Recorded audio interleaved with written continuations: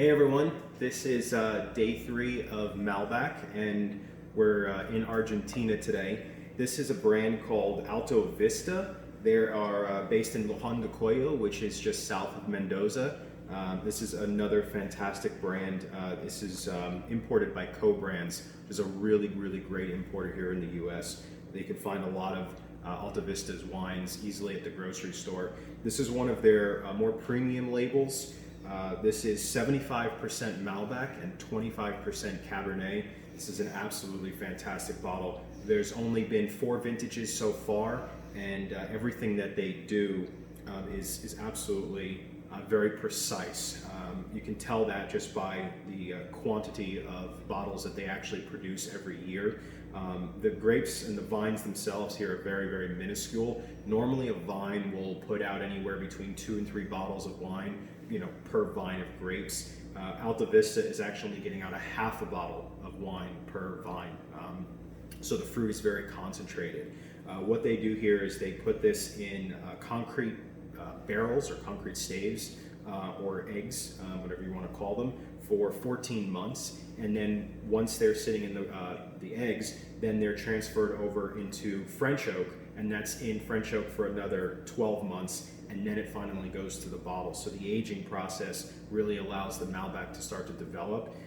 It adds a very nice softness to the tannins and really helps them round themselves out. The concrete doesn't impart any flavor, so it allows the winemaker to handle everything as the grape defined itself, as it wanted to be, without any impartial addition of oxidation. So it's really nice way for them to be able to let the terroir and let the grape speak for itself. So I'm going to smell this and give it a taste. The flavor profile here is incredible. There's a lot of dark fruit, which is pretty particular with Malbec itself. There's dark cherries. I get kind of like this mashed strawberry where it's been sitting and macerated, and the fruits are concentrated, and the sugars have really kind of come to the top, and it's just really intense. And it almost has a chocolate aroma to it as well. Now on the palate,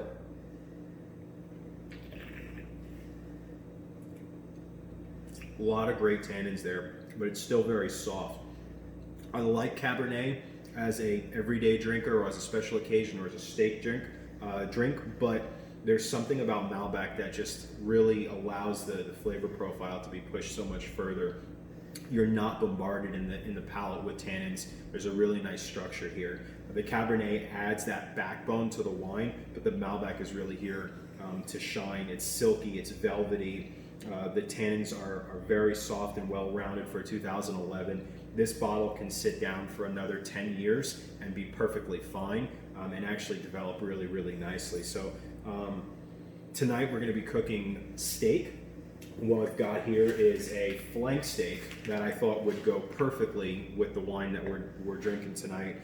Normally in Argentina this would be churrasco, which would be a different cut, but tonight we're going to use flank steak, and normally that's got garlic and spices and olive oil and like a chimichurri with cilantro. But tonight what I've done is go a little bit different, and this is going to be more of a Mediterranean take. So what we've got marinating in here is pineapple juice, sugar, molasses, mangoes, and some other spices, garlic. And I wanted to kind of put this in a little bit more of a Mediterranean style, Caribbean style direction. So that marinated 131.5 degrees for about 3 hours in the sous vide. Put it to a nice medium rare, and then I'm going to take it out, pat it dry, and stick it into the hot pan to get a really nice sear on both sides. And then what I've done here too is I always like to pre-chop my vegetables, especially if I know I'm going to be working with a limited amount of time on the stove. And I've separated them into 2 different batches here. Items that are going to cook a little bit longer, and then items that are going to be pretty much last minute because they don't need to cook themselves. So I've got red bell peppers, and I've got some green asparagus that are in here. And when asparagus is ready to go, the bottoms of them just snap. And that'll tell you where the freshest point of the asparagus is. So what I've done is I basically diced everything up in here. I've got some small San Marzano tomatoes and some Kalamata olives. And then what I'm going to do here is chop an onion. Now, I specifically cut those because everybody knows how to cut those. They're simply diced. Tomatoes have been halved and quartered, but onions, I think a lot of people may not know how to cut an onion, right? And how do you do it? Let's kind of show you, right? So I've got the skin and I've got both sides of the root on the onion itself. I'm going to lay it down and I'm going to slice it in half. And now I've got a nice flat surface to work from. I don't have to worry about the knife moving or anything. And then I'm going to cut off one side of the onion and I'm going to leave the root on the other side, right? Just get that out of the way. Then I'm just going to peel off the skin. Make sure that everything's out of the way. And then what I'm going to do from here is I'm going to run my knife through the middle of the onion about 3/4 of the way, and depending on how much of a dice that you want, like what size you want from these, you could actually run the knife through a second time, but I'm just going to do it once because I want these kind of a little bit larger so they don't cook down. So I ran my knife through once, and then I'm going to run my knife through the top in about 1/4 inch increments all the way to the back. And by keeping the root on, it's going to keep the onion itself intact. And then for the last cut, fingers in the back, guiding the knife down and just right through. And you can see that puts out a really nice even dice on that onion all the way down. And then for the back half of this, depending on what you like to do with these, you can hang onto these and put them in your stocks. If you're making chicken stock or vegetable stock or beef stock, this would go great. I'm not making any stock this week, so these are just going to get tossed. So that's our onion chopping there. I'm only going to use a half an onion tonight.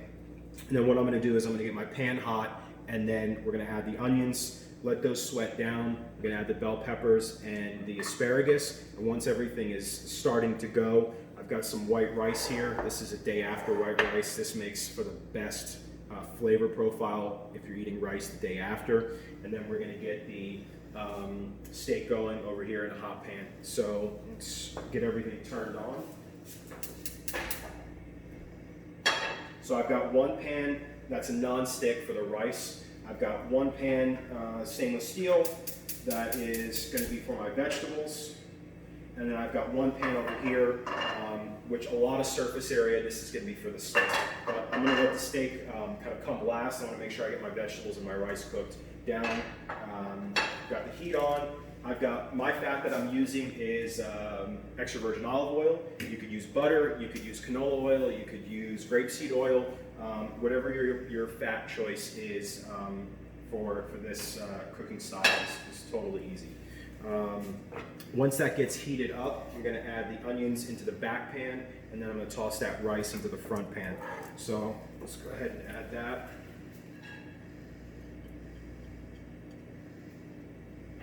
And what I'm going to do with the rice, just to get a little bit of moisture content added to it, I'm just going to add about a half a cup of water.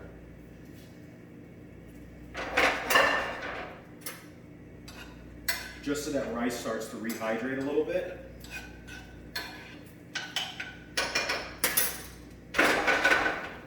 And then I'm going to put that down on just on a low simmer. Oil should be nice and hot. So now I'm going to grab my onions.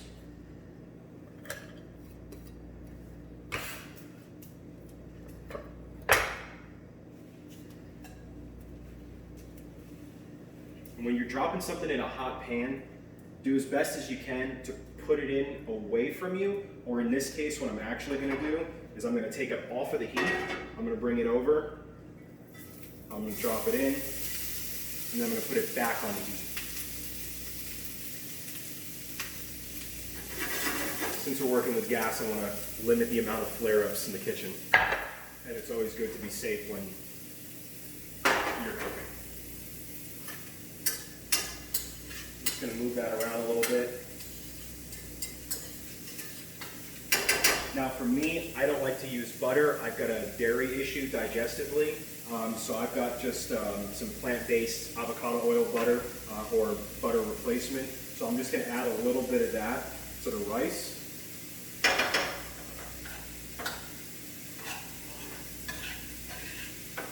And I'm going to let those onions sweat down.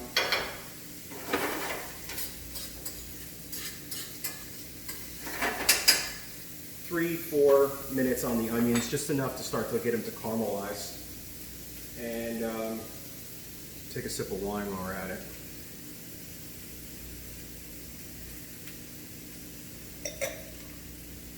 The longer that sits, the more the oxygen mixes in with the wine, the softer it gets, the better the tannins are going to start to break down. And you've got this just incredible, silky and smooth, just really, really well-balanced wine. I'm a big fan of this one. Price point here, probably somewhere around $65, $70. Not your everyday drinking wine by any means, but I thought at the end of the 3 days of talking about Malbec, it'd be nice to end on a high note, especially since we've got the steak. So I've got my onions working in the back. I'm going to drop the temperature down on those since I'm going to turn my back.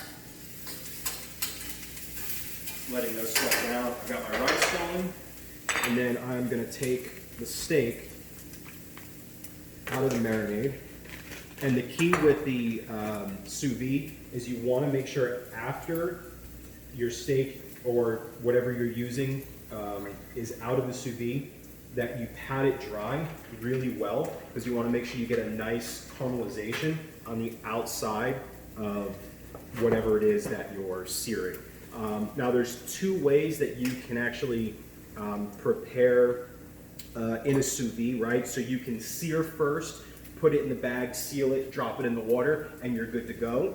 Or you could do it with the way that I prefer to do it, which is cook it, take it out, pat it dry, then sear it. So I'm going to try to get off as much of this marinade as I can. With this flank steak, I trimmed a lot of the fat off the top. There's a little bit of some silver skin left on here, which is okay, but I tried to trim that up about as best as I could. And then when we cut this, we're actually going to go against the grain. So right now you'll see that they're running this way, so we're going to have a nice cut this way so that it's not as tough to chew. So, all right, we're going to check on our onions. So the onions are starting to caramelize, they're starting to break down.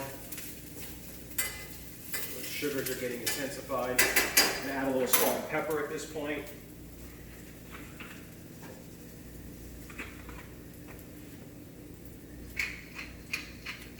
And then I'm going to go ahead and add the rest of my vegetables. So I've got the bell peppers and the asparagus in here.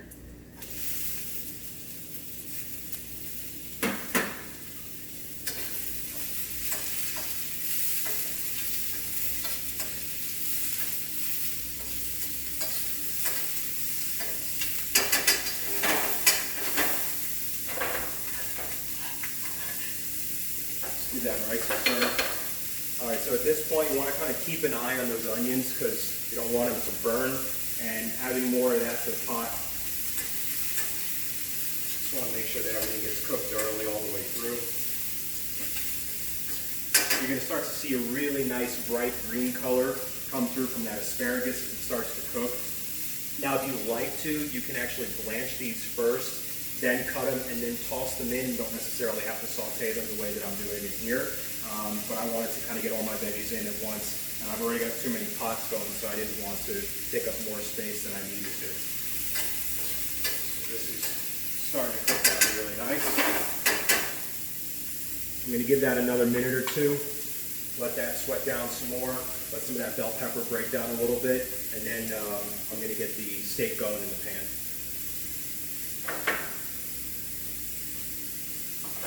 Kick up my rice just a little bit more, because I want this to be ready by the time I finish this. You can toss this right in top, and then we'll be ready to serve. So when I made the rice yesterday, I'd already pre-salted it, so I'm not going to add any seasoning in here. Any of the seasoning that's going to come into this is going to come from the vegetables.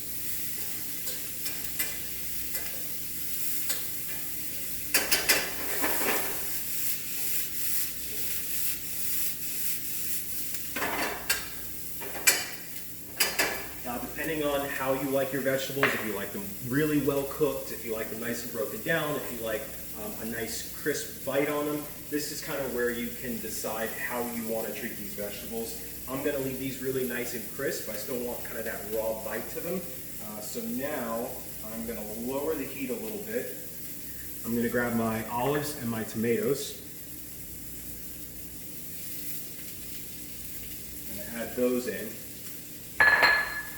And just because that pan is starting to get a little dry, I'm just going to add a little scoop of butter.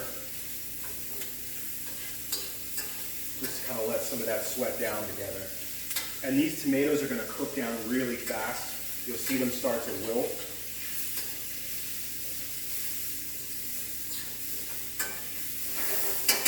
Really the only thing that was in here that needed to be cooked down were those onions. Everything else you could have treated as a raw ingredient if you wanted to. Rice is coming up to temperature, which is good. We've got our steak powdered dry. Now I'm going to heat the pan for the steak, and then I'm going to kick on the vent because it's going to make a lot of smoke. So what you want to do here, not have anything in the pan. I've got the gas off on the back now. I've got the gas in the front on a variable simmer.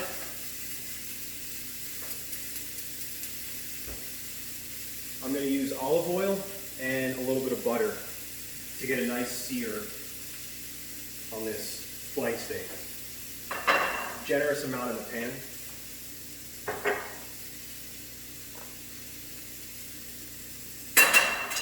And just kind of mix the two of these together. Now, if you were making a different type of meat, a different type of steak, at this point, you could take some fresh herbs. I've got some rosemary here. You could take thyme. You could take basil, some bay leaf, whatever else type of fresh herbs that you're working with. If you wanted to add some additional top layer of flavor, you can throw that in, and then you'll kind of baste with the butter and the herbs as you're going. So everything is cooking up nicely here. You want to make sure that there's very, very little moisture or liquid on the steak and away from the pan in terms of water content, because you don't want to get this to splatter up and get everywhere. So I'm just going to let this get nice and hot, because you really only get one chance to get that initial sear on each side. I'm going to grab some tongs.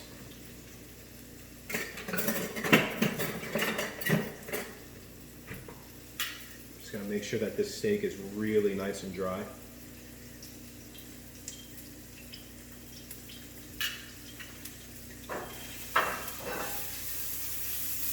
So you can see that this oil is really starting to get nice and hot.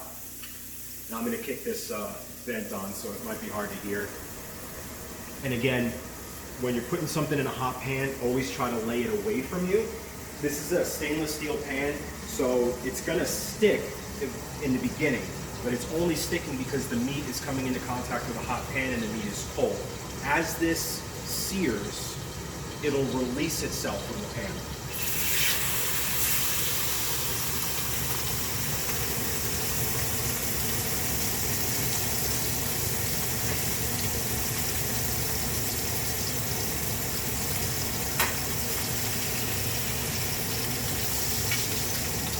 So we cook this to a medium rare, and just going to give it a minute or two on either side, just long enough to get a really nice crisp.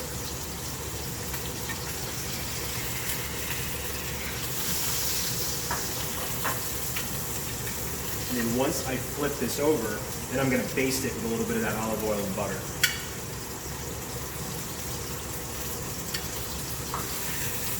So you can see it released itself. Oil. It released itself from the pan. Put it back down.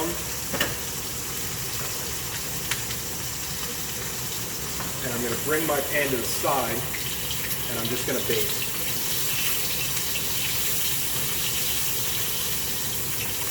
And all the fat that's in that flank steak, as it's starting to melt off, I'm going to bring it back onto the steak.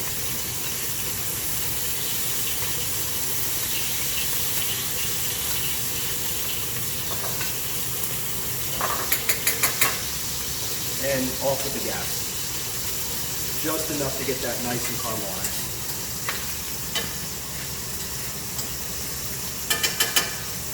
What's really nice here is it's got the mango and the pineapple juice that was in here, and so you can really start to smell the caramelization from the sugars. All right. So we're going to get that out of the pan because we want that to stop cooking.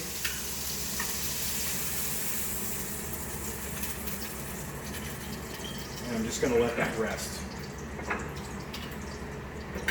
As the meat starts to rest, it's going to pull all the juices back in.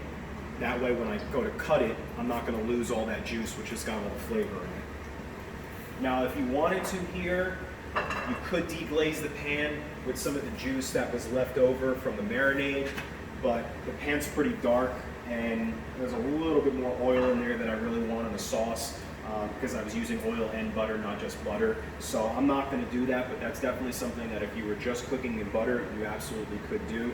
Or if there's a little less oil in there, you could always add that back in. So I have everything ready here. I'm going to give that a few more minutes to rest, let everything start to tighten back up, and then I'm going to slice it, like I said, against the grain.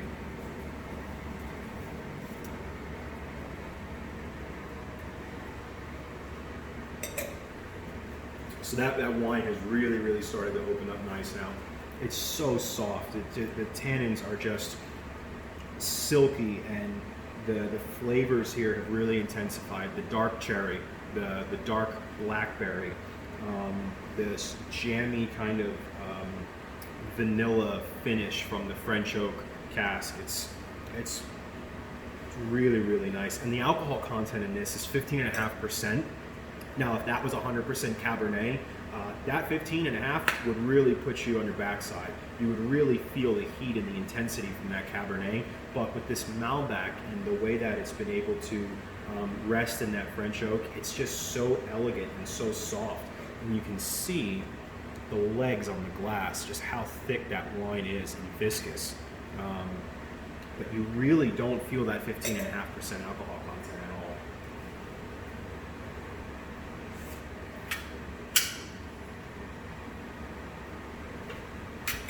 So I'm going to give this steak just another few more minutes. In the meantime, I'm going to grab my plates.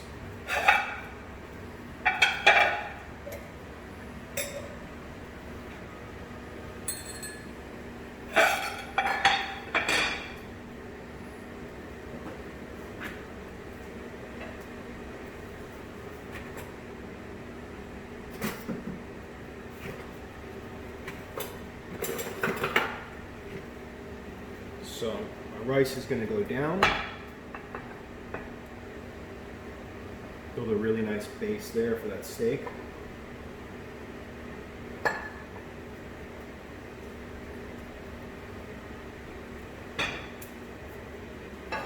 Grab my vegetables. The nice play here is the acidity that you're going to get from the tomatoes, the sweetness from the onions, the really nice bite and crisp crunch from the asparagus, and then the Kalamata olives are going to add a really nice kind of fruity profile.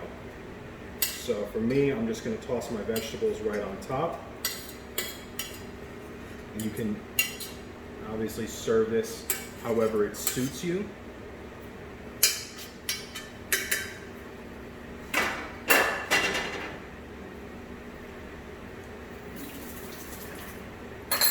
And it just needs a little bit more pepper. So I'm just going to finish that off.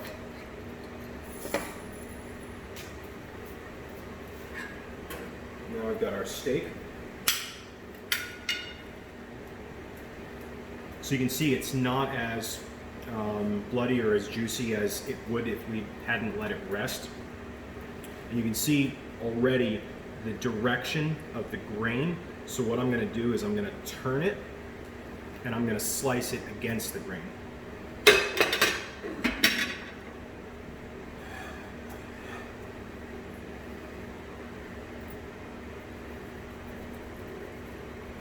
Should have a really nice medium rare here.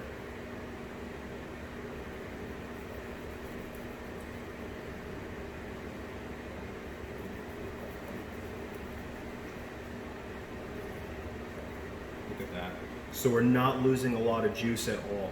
Even after pressing it, you'll see it start to come out, but we gave it enough time to sit down to let the juices start to tighten back in the meat, and you're left with this really, really nice crispy piece of flank steak. And because we put it in the sous vide as opposed to just grilling it, the fat and all that connective and fibrous tissue really had a chance to break down because it was in there for so long.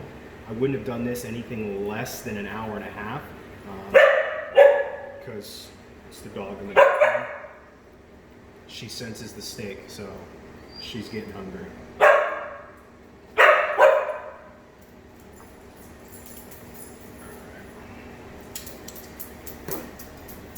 That's got some really great flavor. And I'm just going to take a couple pieces of that steak, and I'm just going to lay them right next to my vegetables.